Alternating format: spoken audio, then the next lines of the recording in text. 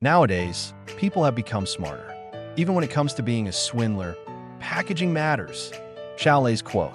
The first to step forward was a man with a gleaming bald head who removed his sunglasses, his gaze sharp as a blade sweeping over Xiaolei. Xiaolei felt a slight shock in his heart.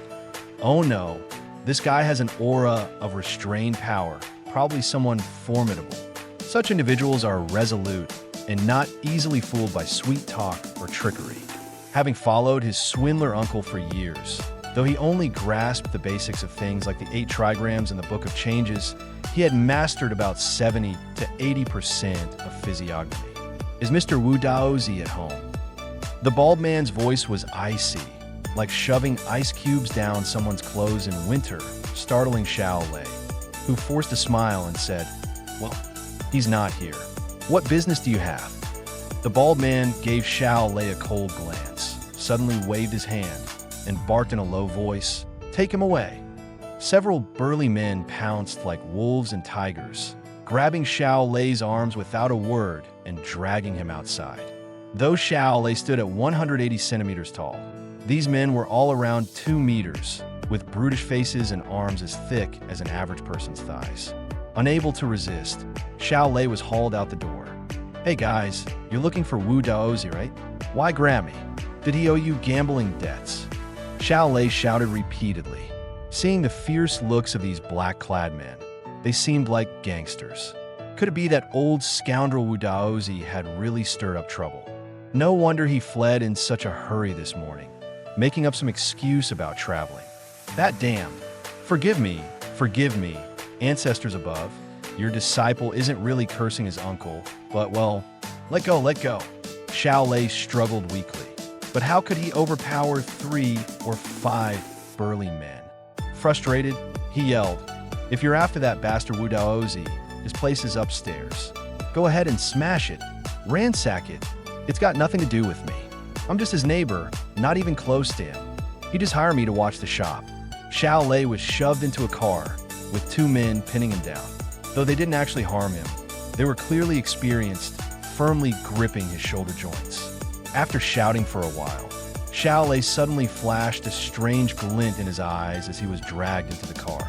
One hand subtly pressed against the waist of a black-clad man beside him, but then he seemed to hesitate. The glint faded, his hand withdrew, and his face resumed its feigned look of panic. He sighed inwardly and sat down obediently.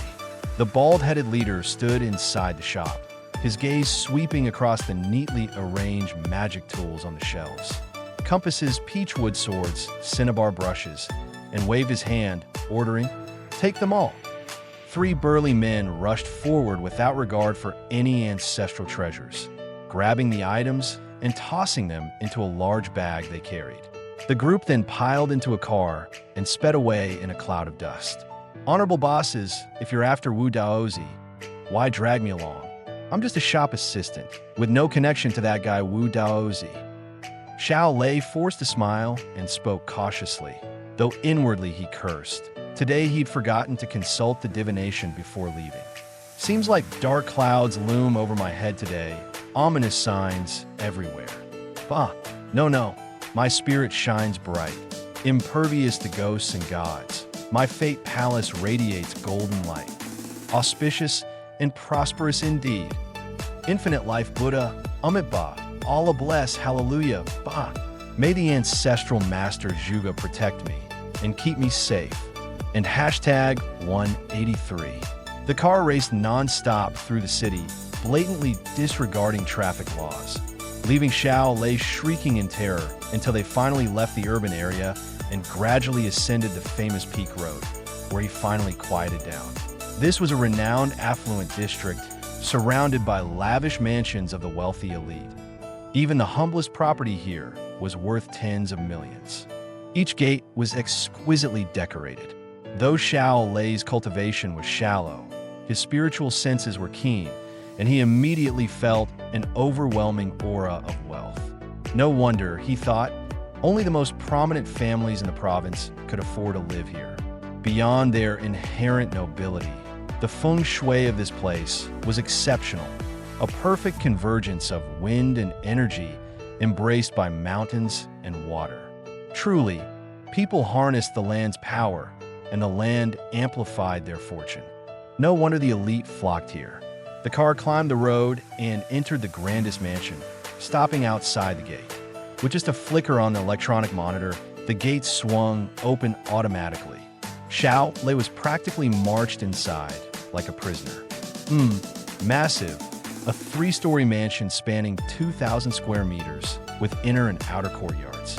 The outer yard was patrolled by black-suited security guards, all wearing earpieces and looking vigilant.